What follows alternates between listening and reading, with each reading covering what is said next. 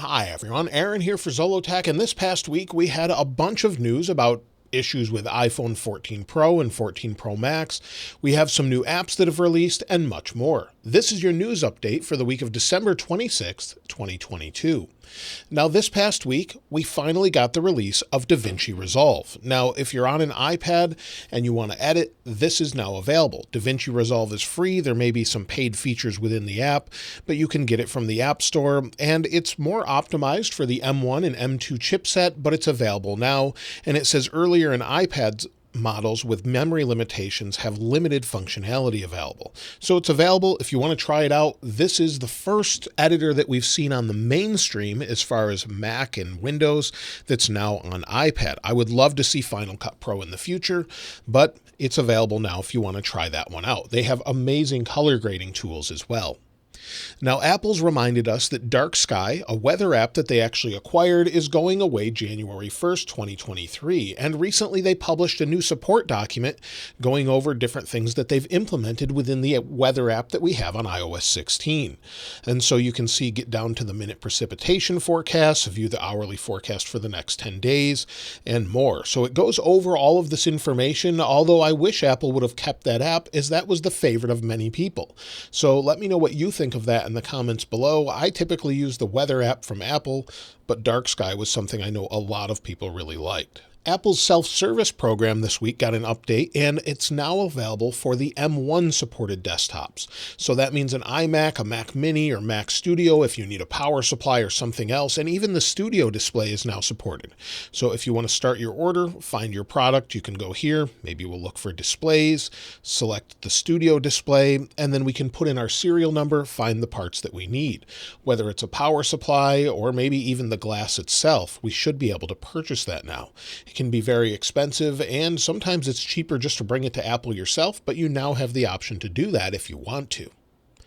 Apple's TV app, the TV app that we've had on iOS for a long time, is apparently coming to Android soon, according to Shrimp Apple Pro on Twitter. Apple's already said it would be on the app for Windows, and also Android makes a lot of sense since it's a popular streaming service now. So to have it on iOS, Android, Windows, Mac, and everywhere else, Apple TV and other TVs such as LG and other places, it makes a lot of sense. Within the TV app, we're seeing more and more sports added, such as Major League Baseball, soccer, and more, and Apple was trying to acquire rights to NFL Sunday Ticket, but instead that went to YouTube TV. Apparently, Apple and the NFL couldn't reach an agreement as to future devices being allowed to use the overall distribution rights of the NFL Sunday Ticket.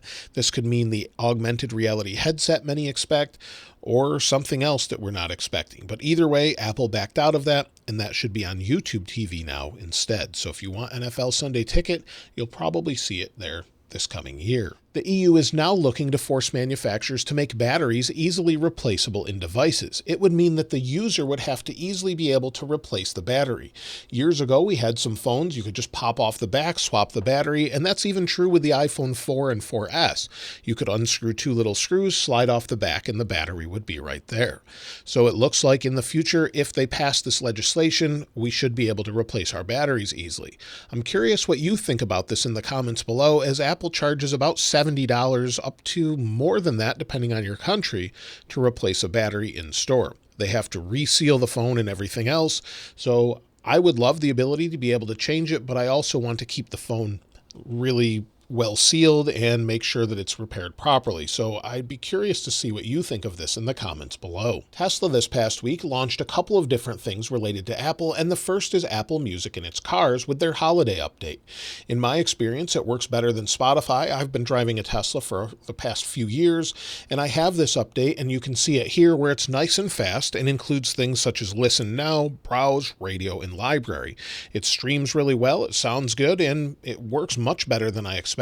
So I've been using it. If you'd want a full review or maybe even a review of Tesla's different things, I have the full self-driving beta.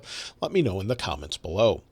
Tesla also launched a new wireless charger that's very similar to what Apple was promising with AirPower.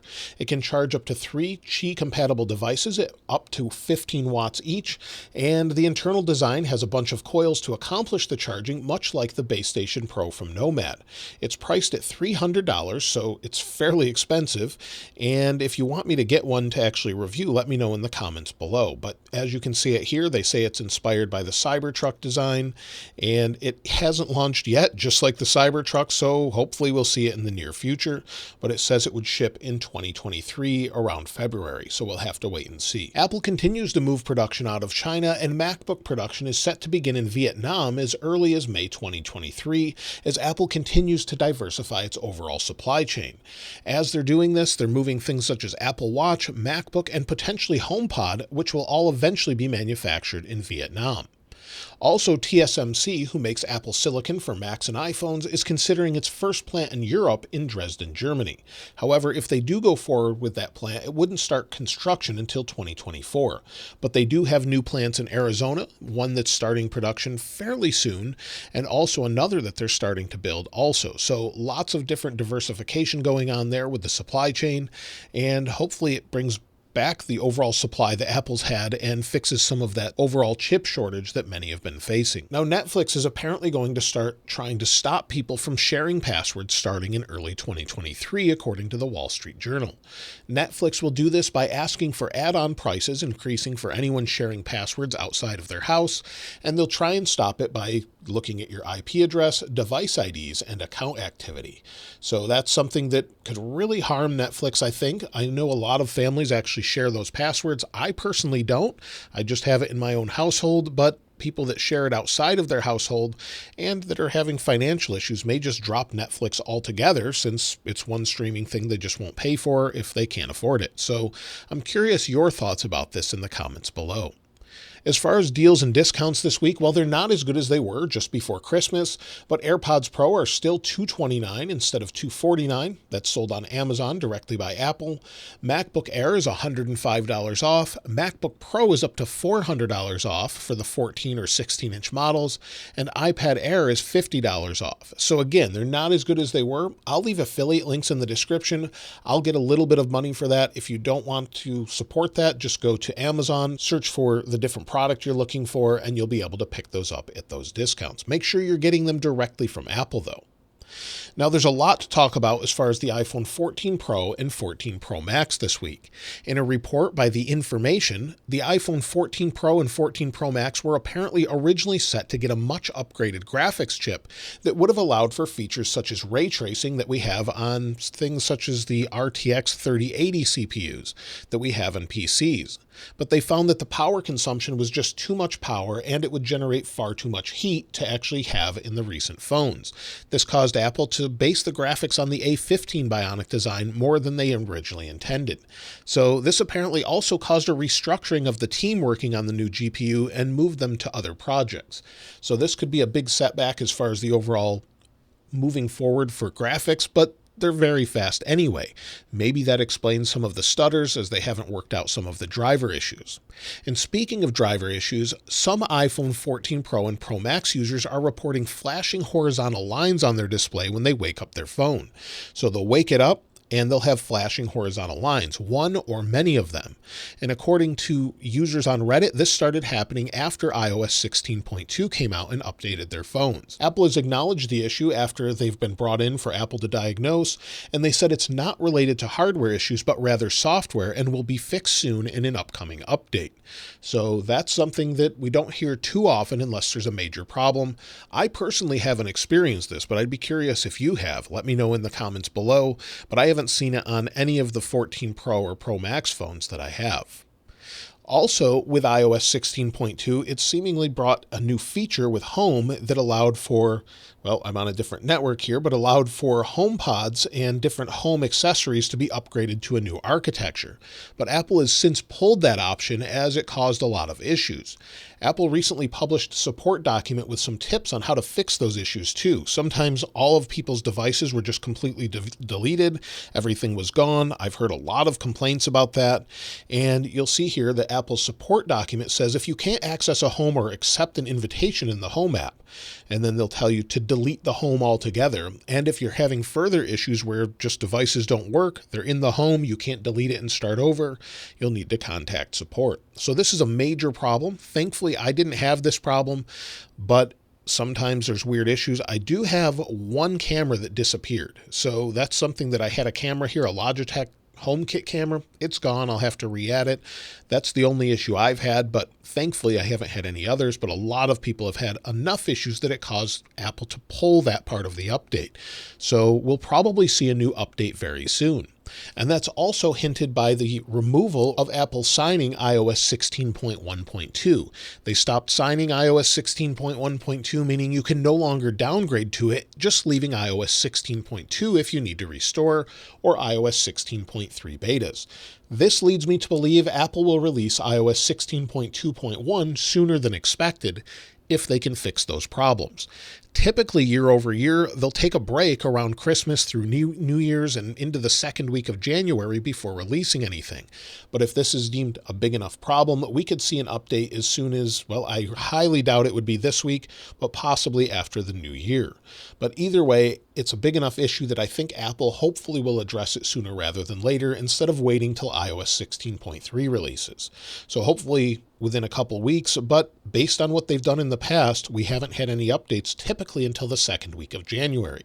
So around that time, we could see a public release along with iOS 16.3 Beta 2. Usually that comes out on a Monday or Tuesday around the second week of January. So we're looking forward to all of those things. Hopefully they can address those issues and fix any additional issues that are still out there. I haven't had any issues with those displays, but I'm curious if maybe it's from separate display manufacturers with different drivers needed and more. Now, every year around this time, we start to hear more and more about iOS 17 as they're starting to work on the features, get those finalized, get things ready for when we see them in June. I can't believe iOS 17 is just about 6 months off at this point, and we should see that in 6 months from now and then move on to its public release in September. It seems time is just going by way too fast these days. Now, as far as future devices, rumors, and more, well, the iPhone SE 4 is rumored for this coming year. However, according to Ming-Chi Kuo, it may be canceled completely or just delayed. It was expected to look more like the iPhone XR instead of this iPhone SE that we have here, where they would upgrade it to a larger screen, maybe a 6.1-inch display, bring Face ID instead of Touch ID, and keep it an LCD display. However, due to lower than expected shipments of the third generation iPhone SE, 13 mini, and 14 Plus models, Apple may cancel it or just delay it and see how things go.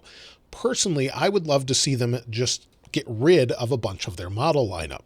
Instead of having an iPhone 15 next year with iPhone 15, 15 Plus, 15 Pro, and 15 Pro Max, I would love to see just maybe an iPhone 15 and maybe an upgraded model, instead of having tons to choose from every single year. I think it would be great for Apple to just discount the previous year's phones greatly like they used to do, and just come out with a couple models that are the best of the best every single year. So we'll have to wait and see what they do, but with poor sales of the 13 mini and all of the other phones, it would make sense for Apple to cut back on that some. The actual lineup I would like to see next year is maybe an iPhone 15 mini, an iPhone 15, and an iPhone 15 Pro Max, and then just leave everything else out of it. Instead of having a ton of different phones, discount the iPhone 14 heavily, and then get rid of everything else, giving less and less options. People can go in, get the very best there is, and get updates for many, many years. Now, as far as iPhone 15, Apple has been working on their own 5G modems for some time. Previously, we had Intel, then with iPhone 12, we got Qualcomm, and apparently Apple's still working on those modems, but according to Digitimes, Apple will continue to use Qualcomm this year with the iPhone 15. They were expected to use their own 5G chips as soon as 2023, but it looks like they still have some issues to work out. There were a bunch of patents in the way, so they had to go with Qualcomm before. So lots of work still to be done there. Hopefully we'll see some improvements. I personally don't care who it is. I just want it to have good connectivity overall. So far, I've been pretty happy with the iPhone 14 Pro Max with its overall connectivity, but quite a few people have been disappointed with it. So it can be a carrier issue. It can be a frequency issue. Either way, I just want the very best in our phones. According to Digitimes, TSMC this week is expected to start production on Apple's next line of chips that use the 3nm process. This would be used for the upcoming M2 Pro, M2 Max, and M2 Ultra chipsets, and expected to be in the updated MacBook Pros, Mac Mini, and Mac Pro. We're waiting for a Mac Pro. Apple didn't meet their deadline as far as a 2-year transition to Apple Silicon, so we're waiting for those new devices. So hopefully we'll see those sooner rather than later. And according to TSMC, they said they're scheduled to hold a ceremony at Fab 18 at the Southern Taiwan Science Park on December 29th to mark the start of commercial production of chips using the 3nm process technology. And that's supposed to start, meaning we hopefully will get those new MacBook Pro updates this coming year. Not a major redesign with those MacBook Pros, but new chips.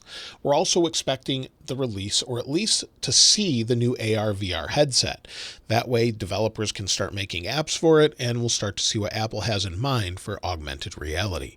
And all of those things should be hopefully this year, along with iOS 17 and much more. Let me know what you're most excited for in the comments below. And of course, if you haven't subscribed already, please subscribe. And if you enjoyed the video, please give it a like. As always, thanks for watching. This is Aaron. I'll see you next time.